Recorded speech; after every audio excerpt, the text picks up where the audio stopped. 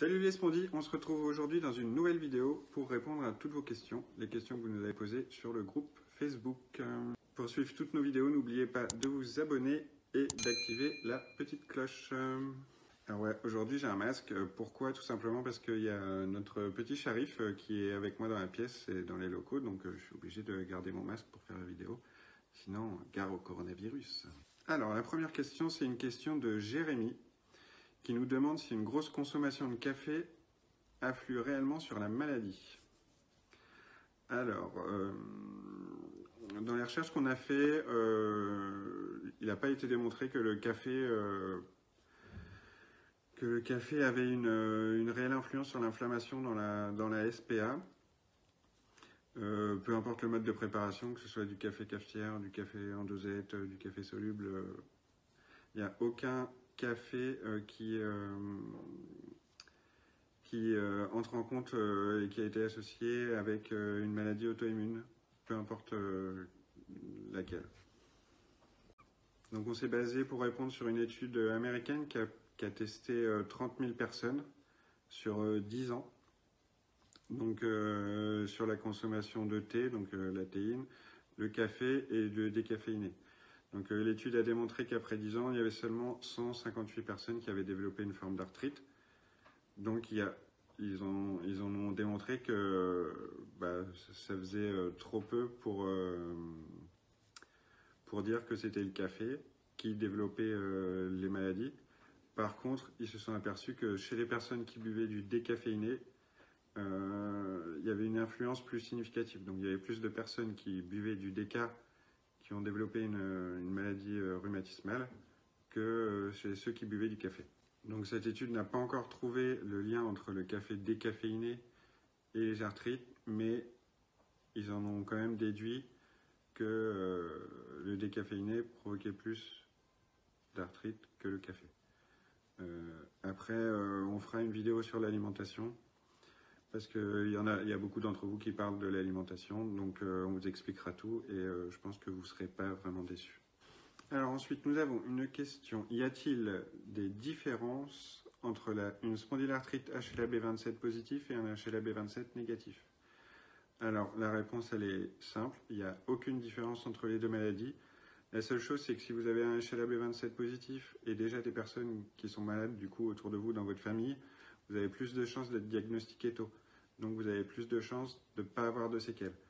Contrairement à quelqu'un qui a HLA-B27 négatif et du coup qui va plus galérer dans son diagnostic. Alors, une troisième question de Stéphanie.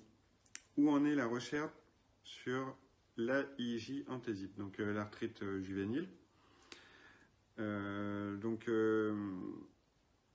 a fait beaucoup de recherches pour être sûr de ne pas vous dire de bêtises. C'est pas vraiment concluant parce que il y a un manque d'informations criant sur l'arthrite juvénile et notamment sur toutes les maladies rhumatismales chez les enfants. La première chose, c'est que les généralistes ne sont pas informés sur ces maladies et que la première chose qui revient, c'est que à 10 ans, on ne peut pas avoir mal au dos, on ne peut pas avoir de douleur comme ça. Donc ça, c'est la première chose. Donc, si vous avez un enfant, un ado qui souffre et qui se plaint de douleurs chroniques récurrentes, nous, ce qu'on vous conseille, c'est d'essayer de faire des clichés à votre médecin, limite sans lui dire, et après d'aller consulter un rhumatologue pédiatrique en fait, un vrai spécialiste des maladies chez l'enfant et des maladies rhumatismales chez l'enfant. Par contre, on a du coup trouvé des informations, donc on va vous dire ce qu'on a appris. Et les autres choses, c'est des on-dit et c'est des choses qui ne sont pas vérifiées. Donc toutes les choses qu'on va vous dire sont des choses vérifiées. Donc ce qu'on sait, c'est que comme chez l'adulte, on ne connaît pas la cause de l'arthrite juvénile. Que par rapport à l'adulte, l'arthrite juvénile, les douleurs sont beaucoup plus variantes. Chez l'adulte, une spondylarthrite, on a surtout des douleurs le matin au réveil, avec un déverrouillage très fort. Chez les enfants, ça peut être le matin, ça peut être l'après-midi, ça peut être le soir, c'est pas la même chose que nous, c'est pas un déverrouillage.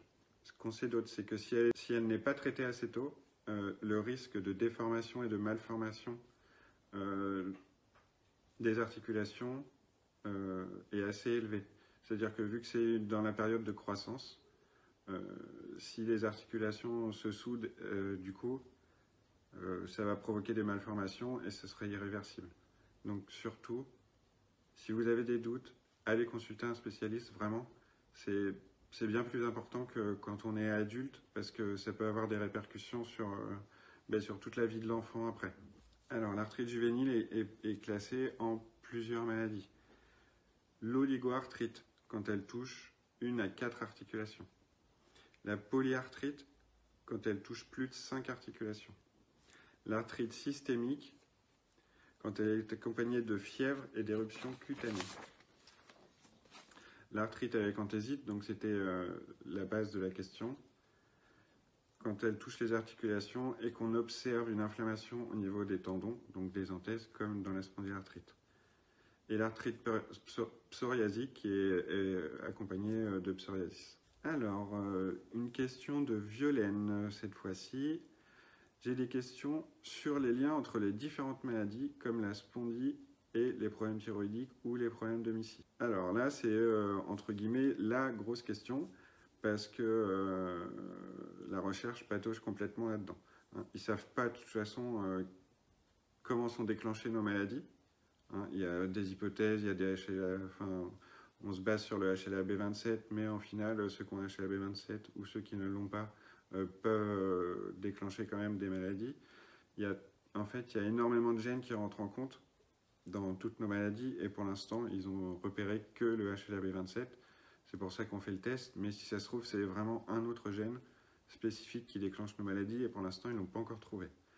Donc au final, s'ils ne trouvent pas les causes de la maladie, ils ne peuvent pas trouver les liens entre les maladies. Donc ce qu'on va pouvoir vous dire, c'est les maladies qui sont associées, hein, donc les syndromes et les complications, parce que ça peut arriver, tout simplement. Donc on retrouve l'hémicie, la maladie de Crohn notamment, qui touche tout le système digestif, donc de la bouche à l'anus, ainsi que la rectocolite hémorragique, qui elle est un peu plus basse et ne touche pas le tube digestif, enfin l'ensemble du tube digestif, c'est plutôt le côlon, les intestins et jusqu'à l'anus. On retrouve les uvéites qui sont essentiellement associées à la SPA, donc c'est une maladie aux yeux. La maladie de Verneuil, qui est plus associée à Crohn, mais qui est aussi présente beaucoup chez les SPA.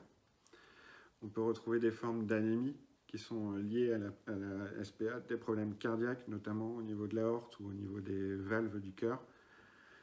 Le syndrome d'Ehlers-Danlos, qui est aussi une maladie des tissus et une maladie qui attaque les articulations. Les lupus sont aussi une possibilité et un lien. C'est peut-être des fois même une hésitation avec la spondylarthrite, parce que ça touche les articulations, ça provoque de la fièvre. Et du coup, c'est quand même assez proche. Hein. Il y a une inflammation, il y a de la fièvre, il y a des problèmes rhumatismaux. On a le syndrome des jambes sans repos, hein, je pense que certains d'entre vous le connaissent. Le syndrome de la queue de cheval, donc ça c'est au niveau de la nuque. Et parfois des déminéralisations osseuses. C'est compliqué à dire. Et voilà, donc c'est tout ce qu'on peut vous dire sur les maladies associées. Il y en a d'autres, hein. Il y a la fibromyalgie, il y a tout un tas de syndromes qui peuvent être déclenchés par rapport à la SPA. Mais en soi, les liens, les chercheurs les ont pas parce que de toute façon, ils pataugent encore à ce niveau-là. Alors, dernière question pour aujourd'hui, c'est une question d'Amel qui nous demande si les infiltrations sont efficaces uniquement sur la douleur ou si elles peuvent également soulager les problèmes de verrouillage et les raideurs matinales. Alors, pour répondre à cette question, il faut déjà différencier la douleur et les atteintes. Vous pouvez être en début de spondylarthrite ou de rhumatisme pso ou de n'importe quel type d'arthrite qui rentre dans les spondylarthropathies, avoir extrêmement mal et pourtant ne pas encore avoir d'atteinte ou de soudure ou de calcification comme vous voulez. L'atteinte n'a rien à voir avec la douleur. On fera une vidéo plus globale pour vous expliquer la douleur et les atteintes prochainement. Peut-être pas la semaine prochaine, mais celle d'après. Donc pour répondre à la question, l'infiltration peut calmer la douleur. Effectivement, c'est des corticoïdes qui sont injectés directement là où on a mal. Donc ils vont avoir une action de stopper l'inflammation. Ce qui fait que du coup la douleur va s'atténuer. S'il n'y a pas d'atteinte de calcification ou de soudure, ça peut également enlever du coup la raideur matinale et le verrouillage. Donc ça c'est une bonne chose. Si par contre vous avez des atteintes, la douleur va s'en aller, mais si c'est soudé, c'est soudé. Hein, la cortisone ne va pas faire que votre articulation va se dessouder. Mais au moins vous aurez plus mal. Moi j'en ai régulièrement. J'ai eu 2 fois 2 infiltrations dans les sacroiliaques. Ça a totalement enlevé la douleur pendant plus d'1 an. C'est pour ça que j'ai pu courir. Mais par contre, au niveau de ma sacroiliaque gauche qui est soudée, du coup c'est resté soudé. Mais ça ne me fait plus mal. Donc c'est un confort qui est pour moi pas négociable en fait, parce que ne plus avoir mal à cet endroit-là, ça veut dire que tu peux en marcher, tu peux te réasseoir, le matin t'es pas verrouillé à ce niveau-là, donc tu peux te redresser plus vite. C'est quand même quelque chose qui est super top en fait. Donc si vous avez des infiltrations à faire, j'ai envie de dire, n'hésitez pas, parce que oui, ça va vous soulager, oui, ça va vous enlever les raideurs si vous êtes pas soudé. Donc c'est que du plus pour nous. Après, les faites pas faire par des médecins généralistes ou des rhumatos dans un cabinet. Faites-les faire à l'hôpital, sous écho ou sous scanner. Comme ça, en fait, ils enfoncent l'aiguille, ils prennent un cliché, ils voient vraiment où va l'aiguille, et du coup, c'est au millimètre, en fait. Donc le produit est injecté pile poil là où vous avez mal, que quand on vous fait une injection dans un cabinet, ils piquent, ils font l'infiltration, et ça va un peu n'importe où. Voilà. Écoutez, voilà, c'est tout pour cette semaine. Si vous avez aimé la vidéo, n'hésitez pas à mettre un petit pouce, à vous abonner. Et vous pouvez également nous suivre sur tous les réseaux sociaux. Allez, à la semaine prochaine, salut!